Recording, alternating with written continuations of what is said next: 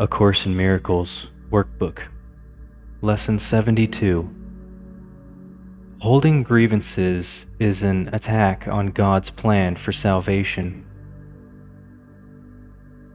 While we have recognized that the ego's plan for salvation is the opposite of God's, we have not yet emphasized that it is an active attack on His plan and a deliberate attempt to destroy it. In the attack, God is assigned the attributes which are actually associated with the ego, while the ego appears to take on attributes of God.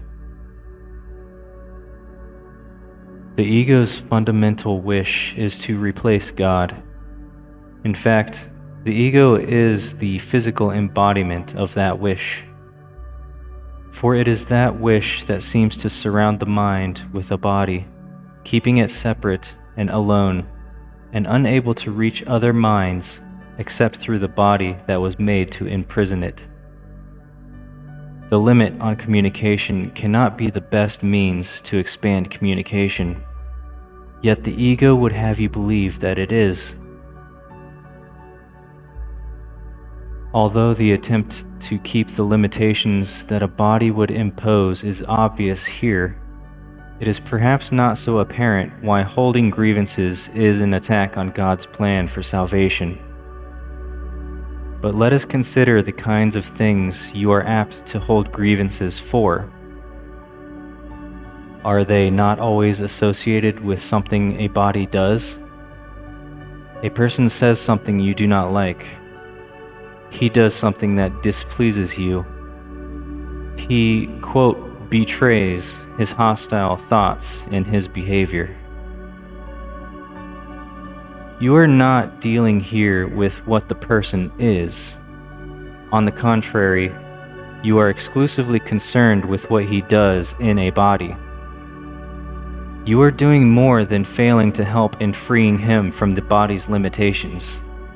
You are actively trying to hold him to it by confusing it with him and judging them as one. Herein is God attacked, for if His Son is only a body, so must He be as well. A creator wholly unlike His creation is inconceivable. If God is a body, what must His plan for salvation be? What could it be but death? In trying to present Himself as the author of life and not death, He is a liar and a deceiver, full of false promises and offering illusions in place of truth. The body's apparent reality makes this view of God quite convincing. In fact, if the body were real, it would be difficult indeed to escape this conclusion. And every grievance that you hold insists that the body is real. It overlooks entirely what your brother is. It reinforces your belief that he is a body and condemns him for it. And it asserts that his salvation must be death, projecting this attack onto God and holding him responsible for it. To this carefully prepared arena where angry animals seek for prey and mercy cannot enter, the ego comes to save you. God made you a body. Very well. Let us accept this and be glad. As a body, do not let yourself be deprived of what the body offers. Take the little you can get. God gave you nothing. The body is your only savior. It is the death of God and your salvation. This is the universal belief of the world you see. Some hate the body and try to hurt and humiliate it. Others love the body and try to glorify and exalt it. But while the body stands at the center of your concept of yourself, you are attacking God's plan for salvation and holding your grievances against Him and His creation, that you may not hear the voice of truth and welcome it as friend. Your chosen Savior takes His place instead. It is your friend, He is your enemy. We will try today to stop these senseless attacks on salvation. We will try to welcome it instead. Your upside-down perception has been ruinous to your peace of mind. You have seen yourself in a body and the truth outside you, locked away from your awareness by the body's limitations. Now we are going to try to see this differently. The light of truth is in us, where it was placed by God. It is the body that is outside us, and is not our concern. To be without a body is to be in our natural state. To recognize the light of truth in us is to recognize ourselves as we are. To see our self as separate from the body is to end the attack on God's plan for salvation, and to accept it instead. And wherever His plan is accepted, it is accomplished already.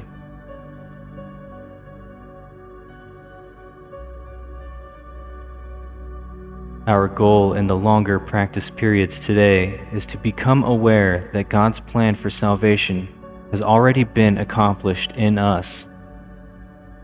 To achieve this goal, we must replace attack with acceptance. As long as we attack it, we cannot understand what God's plan for us is.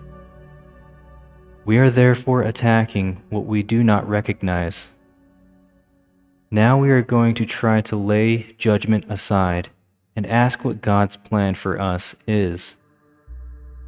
What is salvation, Father? I do not know.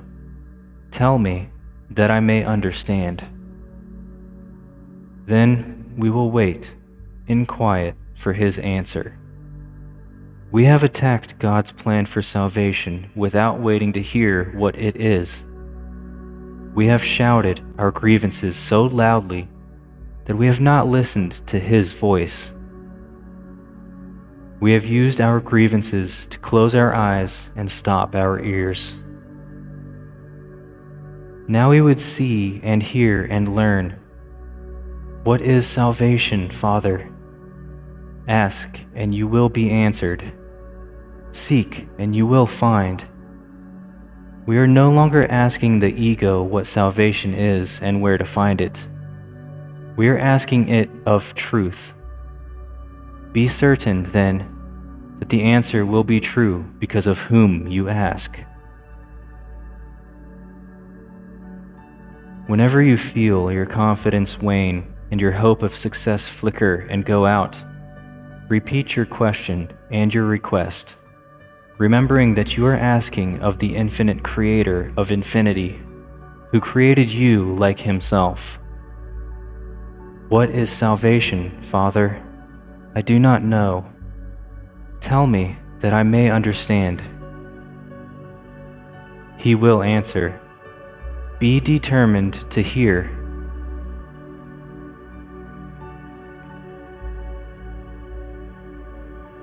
One or perhaps two shorter practice periods an hour will be enough for today. Since they will be somewhat longer than usual, these exercises should begin with this. Holding grievances is an attack on God's plan for salvation. Let me accept it instead. What is salvation, Father? Then wait a minute or so in silence, preferably with your eyes closed, and listen for His answer.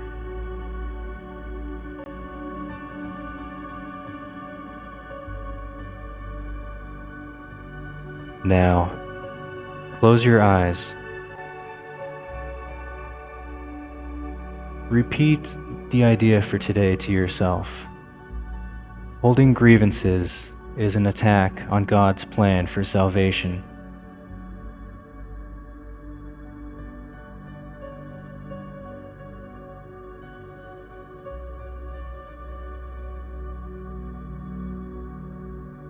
Now try to lay judgment aside and ask what God's plan for us is. Say, "What is salvation, Father? I do not know. Tell me that I may understand." Then wait in quiet for his answer.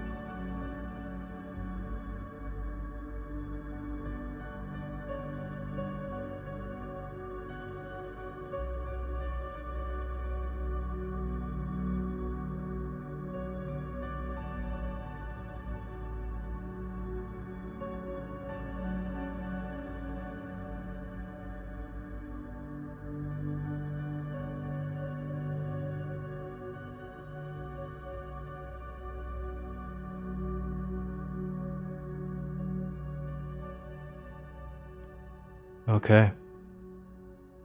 This concludes Lesson 72. One or perhaps two shorter practice periods per hour will be enough for today, since they are somewhat longer than usual. These exercises should begin with this. Holding grievances is an attack on God's plan for salvation.